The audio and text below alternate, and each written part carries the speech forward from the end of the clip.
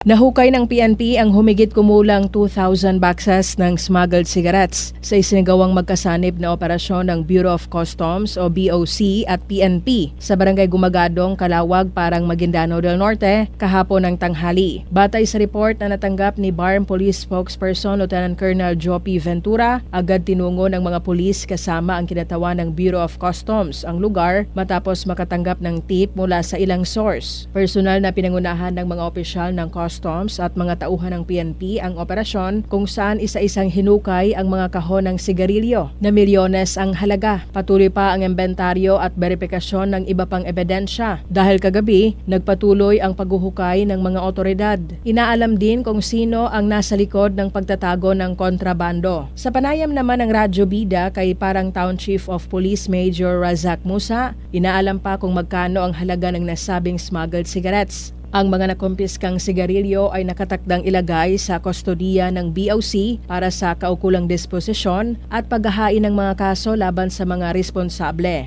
Rufa Mocalid, NDBC, Bida Balita.